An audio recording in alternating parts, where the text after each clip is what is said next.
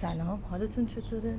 این ویدیو رو دارم ضبط میکنم برای کسایی که قصد دارن آزمون دولینگو رو بدن، چون که نیت کرده بودم اگه آزمون رو دادم و تونستم این نمره قابل قبولی بگیرم یه ویدیو بگیرم برای کسایی که سردرگمن و نمیدونن دقیقا آزمون دولینگو این چجوریه، چون وقتی که خودم دنبال این ماجرا بودم هیچ منبع اطلاعاتی مناسبی پیدا نمی‌کردم. کل یوتیوب رو گشتم، یه تعداد محدودی ویدیو پیدا کردم اینا.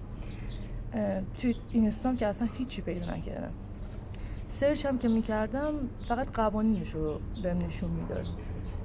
برای همین گفتم که یه قدمی بردارم در جهت کمک به کسایی که قصد مهاجرت دارن و قصد گرفتن این آزمون رو دارن تا کمکشون کرده باشم. از قبلم فکر نکردم چی میخوام بگم دیگه، هر چی به ذهنم میاد میگم دیگه. من 6 ماه پیش از شغلم استفاده دادم که شروع کنم به زبان خوندن و وقتی که زبان رو شروع کردم زبان من در حد آلاویو بود یعنی که هیچ یه مقدار لغتی از دانشگاه اینا یاد داشتم ولی اصلا نمیتونستم جمله بندی کنم، صحبت کنم، ارتباط بگیرم یا بشنوم که چی دارم میشنوم و اینا.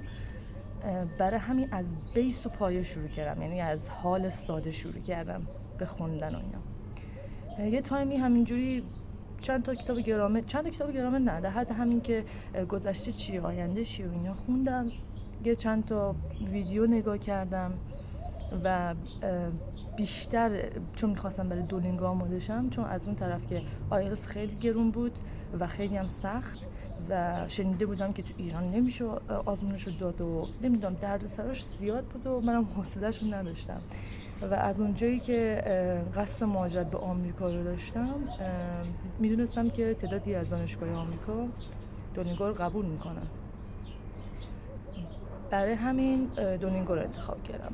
حالا بعد از اینکه یه مقدار پایه‌مو قوی کردم چجوری برای دولینگو خوندم، اینجوری بود که آزمونه سمپلش رو میدادم، ریکورد اسکرین لپتاپ رو میزدم، کل آزمون رو برای من ضبط میکرد، بعد دوباره میومدم آزمون رو بررسی میکردم. خیلی هم چت جی پی تی تو این موضوع بهم کمک کرد، چون که سوالاش اینجوریه که مثلا تعیین کن کدوم یکی یک لغت انگلیسی واقعیه یا جا خالی رو پر کن. من اینا رو برای چت جی پی تی میفرستادم، میگفتم بهم بگو کدوم یه لغت واقعیه، معنیش هم بهم بگو، یه جمله نمونه هم بهم بگو.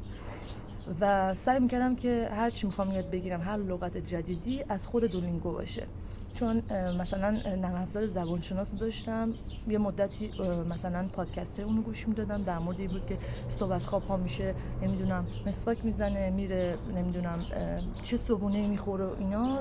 دیدم که اون فعلا زیاد توی دولینگو به کارم نمیاد و برای که اسپیکینگ که من قوی کنم اینجوری بود که با چت جی پی تی حرف می‌زدم، ریکورد می‌کردم و چیزی که می‌خواستم میگفتم، ازش می‌خواستم که برام درستش کنه، بگو کجا بهتره که چجوری باشه و بهشم تاکید می‌کردم زیاد سختش نکن، چون من انگلیسیم پایه است، زیاد لغات قلمبه سلمبه استفاده نکن. بعد 6 ماه همین فرمون رو من گرفتم رفتم و میخواستم حدود 1 ماه پیش آزمون بدم، الان 2 روز پیش آزمون رو دادم، ولی بعد جنگ شد، اینترنت ها قطع شد، من موندم و واقعا گفتم تمام شد دیگه، رفت تا 1 سال دیگه. من نیست چی کار بکنم و از ددلاین عقب افتادم و ولش کن و اینا. و واقعا با اینکه اینترنت دوباره به حالت اولش برگشت، من گفتم که فکر نمی‌کنم بتونم، آخه خیلی شنیده بودم سخت میگیرن و اگه تکون بخوری تقلب، خدای نکرده اینترنتت قطع شه، خدای نکرده فیلتر شکنت قطع شه. از این جهت خیلی استرس داشتم. گفتم اگه من مهارتم پایین باشه، نمره پایین‌تری بگیرم، کمتر دلم میسوزه که یهویی اینترنتم قطع بشه. خیلی از این جهت استرس داشتم. میخواستم کلا بیخیالش بشم بعد از اینکه جنگ شد، چون شنیده بودم دوباره هم میخواد جنگ شه، ولی میخواستم کلا برم سر کار دوباره. بعد با داداشم که مشاورمه تو این زمینه صحبت کردم، اون گفتش که آزمون رو بده، هر جوری که هست حداقل تجربهشو کسب میکنی. تصمیم گرفتم آزمون رو ثبت نام کردم و برای که خونه خود میگه مقدار سر صدا بود، رفتم خونه خواهرم که اونجا آزمون رو بدم. قوانینش هم اینجوریه که رو میز نباید هیچی باشه، حد الامکان هیچی به لپتاپت وصل نباشه، ولی من ماوسم وصل بود و کلا رفتم ویندوزم رو دوباره نصب کردم، چون اصلا دلم نمیخواست یه چیزی تو لپتاپم باشه اینا به عنوان تقلب حسابش کنن. هیچی تو لپتاپم نبود، همه یعنی قبلا یادم نرم افزار داشتم همه پاک شده بود. یه دونه ویدیو، یه دونه دوربین دومم باید داشته باشی که مثلا بذاری اینجا یا اینجا که از صفحه لپتاپ تو کیبوردت فیلم بگیره که دیگه و همچنین اون سمت لپتاپ که مشخص بشه کسی اونور نیست. باید محیط کاملا ساکت باشه، هیچ کس نباید تو اون اتاق بیاد، نور باید خوب باشه. حتی من اومدم چراغ روشن کردم دیدم نور انعکاس میکنه تو عینکم، رفتم تو چراغ خاموش کردم. اصلا دلم نمیخواست هیچ بهونه‌ای دستشون بدم. تو گوشت نباید هیچ چی باشه. حتی من گفتم شاید الان موهام جلو صورتم اینا بگن نه صورتت دیده نمیشه، میخواستم پنس بزنم اینجوری، گفتم او اینا الان میگن که این پنس تقلب بود.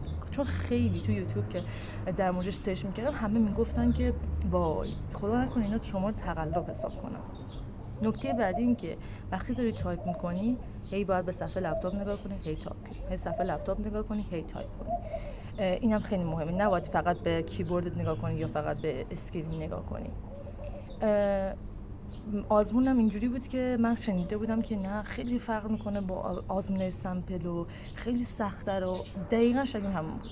نه سوالا اصلا تکراری نبود، با اینکه شنیده بودم سوالا تکراریه، با اینکه خیلی سمپل انجام داده بودم و یادداشت کرده بودم، کلا یک دفتر داشتم هر چی آزمون دولینگو بود تو اون نوشته بودم، ولی هیچ کدوم از سوالا تکراری نبود، ولی دقیقاً همون سبک بود با همون ترتیب بود. و اینجوری بود که یه تیکم حتی من انقدر شنیده بودم که سختگیرن، یه تیکه دستم خورده بود به دوربینی که اینجا گذاشته بودم، برگشتم دوربین رو درست کنم یهو اینجوری شدم، گفتم یا خدا اینو الان میگن این تقلب کرده. ولی خدا رو شکر اونو اینجوری حساب نکردن، یه مقدار وجدان دارن حقیقتا در این زمینه. بعد من برای اینکه مطمئن باشم اینترنت قطع نمیشه، برای اینکه مطمئن باشم سر صدا نباشه 4:30 صبح بلند شدم که این آزمون رو بدم. از شانس من درست آخرای آزمون خواهرزادم شروع کرد به گریه کردن. با تاکیدهای فراوانی که با خواهرم داشتم دیدم دومادمون و خواهرمونم شروع کردن به صحبت کردن. من اصلا گرخیدم توی وسط امتحان، اینجوری بودم اصلا هیچی به ذهنم نمی‌رسید، نمی‌دونستم، ولی خدا رو شکر 2 تا سوال آخر بود ولی اسپیکینگ بود. من اینجوری بودم که یه هر چی بزنم اومد گفتم، نمیدونم اصلا چی گفتم. و یه تیکه خیلی جالبی داشت وقتی که آزمون تموم شد، گفتش تا آزمون آپلود میشه یکم از خودت صحبت کن. منم انقدر استرس گرفته بودم، انقدر ناراحت شده بودم، بغضم گرفته بود، میگفتم الان هر لحظه ممکنه من گریم بگیره، من 6 ماه دارم زبان میخونم، تو رو خدا به من راحت بگیری. کلی از این چیزا گفتم مثلا الان لپتاپ من داره شارژش تموم میشه، من میترسم برم شارژرم بردارم، شما فکر کنید من میخوام تقلب کنم. خیلی این موضوع روشون تاکید کردم که آقا من تقلب نمیکنم، اون صدا ناخودآگاه بوده، دست من اینجا خورده ناخودآگاه بوده، چون اصلا دوست نداشتم که بخوام برای چیز کاری که نکردم اینوالید بشم. چون که یه دونه ویدیو توی یوتیوب دیده بودم، پسر میگفتش که من 3 بار اینوالید شدم به خاطر که یه دفعه گفتن تو توی لپتاپت نمیدونم فلان نرم افزار داشتی، تو اونجا رو نگاه کردی، تو این کارو کردی. و یه مشکلی که داشتم درست نزدیک امتحان 4-5 ساعت قبلش دیدم که تو قوانینش نوشته VPN استفاده نکن. من گفتم پس بقیه چی کار میکنن؟ اگه VPN استفاده نکنین چجوری من مثلا چجوری سایتو بیارم بالا؟ واقعا بهشون ایمیل زدم، ماشاءالله قشنگ مشخص بود که هوش مصنوعی جواب داد، گفت آره ما شما رو درک میکنیم، شرایط تو کشور شما رو میدونیم، شرایط خیلی سخته، میدونیم نمیتونیم بدون فیلتر شکن چیز کنیم، ما شما رو در جریان میذاریم که چیکار بکنیم. بعد من اینجوری بودم میخوام امتحان بدم، با ولو کن، خواهید منو در جریان بذاری که چیکار بکنم، چیکار میتونم بکنم؟ نهایت باید بگی این قانون رو برداری دیگه، بدون فیلتر شکن میخوام چیکار بکنم. بعد به داداشم گفتم، داداشم گفت امتحانو بده دیگه، امتحانو بده، هر چی شد. بقیه مگه با فیلتر شکن نمیدادن، تو هم با فیلتر شکن بده. اصلا من قبلش رفتم دوباره اشتراک فیلتر شکن گرفتم، همه چی رو برای این گوشی دوم اینترنت گرفتم، برای گوشی خودم اینترنت گرفتم، از همه چی خواستم مطمئن بشم، همه چی رو شارژ کرده بودم که 100% شارژ داشته باشه، نگران تموم شدن شارژ نباشم. و به طور خیلی عجیبی صبح که بلند شدم دیدم سایت خیلی با سرعت و بدون فیلتر شکن بالا میاد. خیلی برام عجیب بود و در کمال تعجب فیلتر شکن من وصل نمیشد. گفتم کارش نمیشه کرد، فیلتر شکن وصل نمیشه، سایتم بدون فیلتر شکن بالا میاد. یه درصد هم اگه وسطش یهویی بگی نه تو فیلتر شکن نداری قطع شه، دیگه اتفاقی که افتاده. خواستم بپذیرمش چون حتی یه روز دیگه بیشتر نمیتونستم زبان بخونم، خواستم تمومش کنم. 6 ماه واقعا سختی کشیدم. امتحان دادم خیلی خوشگل بدون فیلتر شکن، همه مراحل پیش رفت و تموم شد. 2 روز بعدش هم نتیجهش اومد و من نمره 120 میخواستم ولی 110 گرفتم، ولی بازم خدا رو شکر.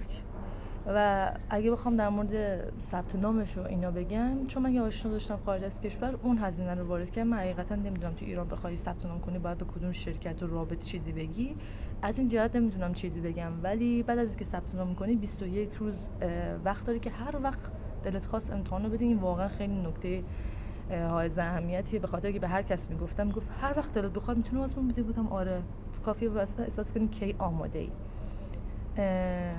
و یه نکته دیگه که من همیشه خودم خیلی سردرگم بودم، یه قسمتی داره که یه جمله میگه و تو با اون جمله رو بنویسی به عنوان لسنی.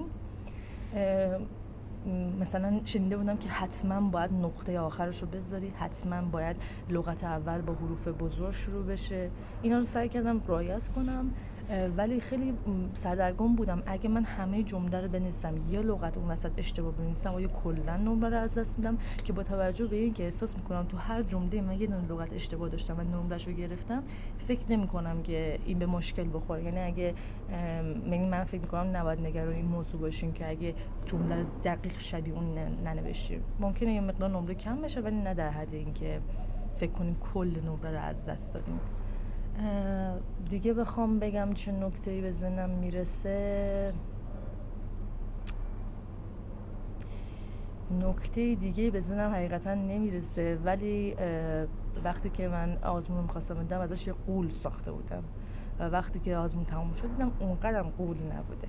فقط فکر می‌کنم اگه مثلا صبح امتحان رو بدین خیلی بهتره، هم حداقل مطمئنین که خونه ساکته، هم که اینترنت خیلی پرسرعت‌تره. و دیگه همینا. و امیدوارم موفق باشین در این زمینه و کمکی کرده باشم با این حرفا، به خاطر که خودم خیلی سردرگم بودم و هنوزم نمیدونم که آیا با فیلتر شکن تقلب حساب میشه یا نه، ولی میخوام بگم که بدون فیلتر شکنم تونستم من این آزمون رو بدم. آره دیگه اینا.